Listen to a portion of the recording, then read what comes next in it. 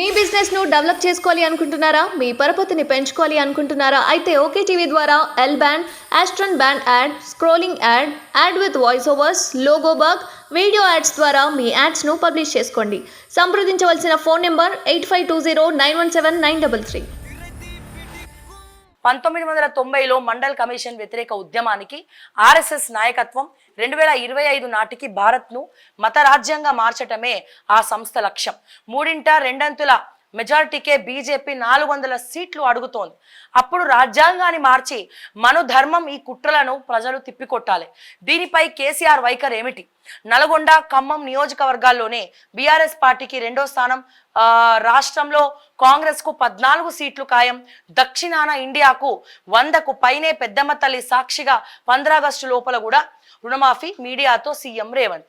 So 15 August లోపల రుణమాఫీ చేస్తారని రేవంత్ రెడ్డి గారు చెప్తున్నారు కాబట్టి సో డెఫినెట్గా ఒకసారి నమ్మి చూద్దాం. ఇంకా 3 నెలలు సమయం ఉంది. ఇప్పుడు 3 నెలల్లోనే 100 రోజుల్లోనే అన్న అయిపోతాయా అంటే ఎస్, ఇక్కడ చూస్తే సిచ్యువేషన్ 10 ఏళ్లలో చాలా అయ్యింది, కాదంటలేము. కానీ 10 ఏళ్లలో అయ్యింది 3 నెలల్లోనే కావాలంటే అది పాసిబుల్ కాదు. ఎందుకంటే ఒక ప్రభుత్వం ఒక ఇంటి నుంచి ఇంకో ఇంటికి షిఫ్ట్ అయితేనే మనకి కొంచెం వారం 10 రోజులు టైం పడుతుంది. మన పనులన్నీ కూడా చేసుకొని మళ్ళీ చేయాలి. అట్లనే మరి ఈ రుణమాఫీ కూడా ఎస్, ప్రతిరోజు మార్నింగ్ న్యూస్లో రేవంత్ రెడ్డిని, రేవంత్ అన్నని, ముఖ్యంగా రేవంత్ అన్నని చాలాసార్లు నేను ప్రశ్నించిన, అన్న రుణమాఫీ ఏమైంది? మా వ్యూవర్స్ అందరూ కూడా కాల్ చేసి రైతులందరూ కూడా అడుగుతా ఉన్నారు, రేషన్ కార్డులు ఏమైనాయి, తెల్ల రేషన్ కార్డులు ఏమైనాయి? సో అందరు అడుగుతా ఉన్నారన్న, 200 యూనిట్ కరెంట్ ఏమైంది, స్టార్ట్ అయిందా? మా 46 జీవో బాధితులకు నువ్వు ఏం న్యాయం చేసినావు? నువ్వు గనక 46 జీవో బాధితులకు న్యాయం చేయకపోతే వాళ్ళ ఓట్ల రూపంలో బుద్ధి చెప్తారు అని చెప్పి పదే ప్రశ్నిస్తూనే ఉన్నాం. ఎల్ఆర్ఎస్ రద్దు చేయనప్పుడు, డబ్బులు కట్టాలన్నప్పుడు కూడా ఫస్ట్ మీరు రద్దు చేస్తామన్నారు, మళ్ళీ ఎందుకు కట్టమని చెప్తున్నారని చెప్పి ప్రశ్నించినాం. సో ప్రతిదీ కూడా అనుక్షణం మార్నింగ్ న్యూస్ ద్వారా రేవంత్ అన్నకి గుర్తు చేస్తూనే ఉన్నాం, ప్రశ్నిస్తూనే ఉన్నాము. సో ఇన్నిసార్లు అడుగుతూనే ఉన్నాం. సో ఇప్పుడు రుణమాఫీ చేస్తామంటున్నారు. సో 3 నెలలు అంటే ఆగస్ట్ 15 వరకు టైం అడిగారు. చూద్దాం, ఒకవేళ ఆగస్ట్ 15 వరకు కూడా ఇంకా రుణమాఫీ చేయకపోతే సో మళ్ళా ప్రశ్నించే గొంతుకలాగా మనమే ప్రశ్నిద్దాం. ఇక ప్రశ్నించడం అనేది మన దినచర్యలో అలవాటు అయిపోయింది కాబట్టి సో ఖచ్చితంగా దాని గురించి అడుగుదాం.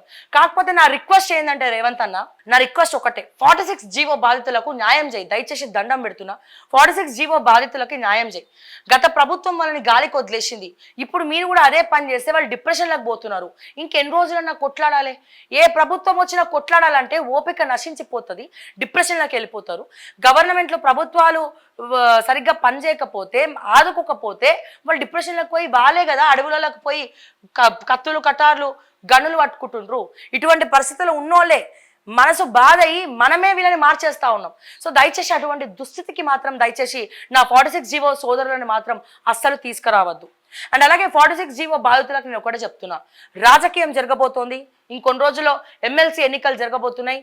ఎమ్మెల్సీ ఎన్నికల్లో తీన్మార్ మల్లన్నకు కాంగ్రెస్ తరఫున టికెట్ ఇవ్వడం జరిగింది. అండ్ అదే రకంగా ఇండిపెండెంట్ గానే బక్కా జడ్సన్ గారు నించున్నారు. అండ్ అదే రకంగా ఇండిపెండెంట్ గానే అశోక్ గారు నించున్నారు.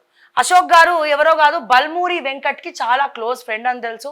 సో చాలాసార్లు 46 జీవో గురించి ఆయన కూడా మాట్లాడిండు. కానీ ఈయన ఓట్లు చీల్చే ప్రయత్నం చేస్తున్నాడు కేవలం బక్కా జడ్సన్ని గెలవకుండా ఉండడానికే. ఈ బల్మూరి వెంకట అన్న ఈ అశోక్ని దింపిండు రంగంలోకి. దాంట్లో భాగంగానే మొన్న నిరాహార దీక్ష చేసిండని కూడా క్లియర్గా తెలుస్తోంది.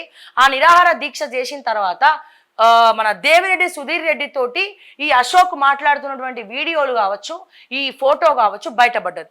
మరి బీఆర్ఎస్తో అశోక్కి ఏం సంబంధం?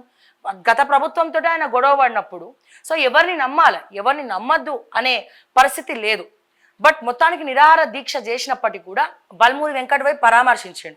అదేదో ముందే పరామర్శించవచ్చు కదా, మొత్తం ఆయన అరెస్ట్ అయిన తర్వాత, ఇవన్నీ అయిన తర్వాత, హాస్పిటల్లో అడ్మిట్ అయిన తర్వాత. సో ఇదంతా ఎందుకు జరుగుతుందో నాకు తెలియదు. బట్ ఒకటి మాత్రం నేను చెప్పగలుగుతా, సో బక్కా జడ్సన్కి ఓట్లేస్తే సో ఖచ్చితంగా 46 జీవో గురించి కౌన్సిల్లో మాట్లాడతాడు. ఈ విషయమే కాదు, ఏ విషయమైనా మాట్లాడతాడు. ఇన్ఫ్యాక్ట్ 46 జీవో బాధితులు మల్లన్న దగ్గరకు పోతే మల్లన్న ఏమన్నాడు మీ అందరికి తెలీదా? ఏమన్నాడు?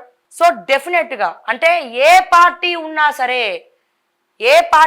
సరే ఆ పార్టీ అధినాయకత్వంతో కొట్లాడి పనిచేయించేటోళ్ళు కావాలన్నా, లేకపోతే పార్టీకి డప్పు కొట్టేటోళ్ళని కావాలన్నా, పార్టీ మెప్పుల కోసం మాట్లాడేటోళ్ళు కావాలన్నా, ఎవరు కావాలో ఇక తేల్చుకోవాల్సినటువంటి అవసరం మీకే ఉన్నది.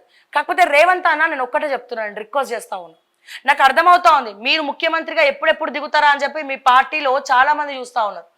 మిమ్మల్ని ఒక పని కూడా చక్కగా చేసుకొని ఇస్తలేరు అని నేను అంటలేనన్న చాలా మంది మాట్లాడుతూ ఉన్నారు. సో ఈ ఫ్రస్ట్రేషన్ అనేది మీకు చాలా ఉంది. వాళ్ళు ఒకళ్ళు అంటారు, వీళ్ళు ఒకళ్ళు అంటారు, మిమ్మల్ని ఒకడు చేయబట్టి గుంజుతా, ఇంకోటి కాలు బట్టి గుంజుతా ఉన్నారు. సో వాళ్ళందరినీ కూడా తొక్కుకుంటూ మీరు పైకి వస్తూ ఉన్నారు.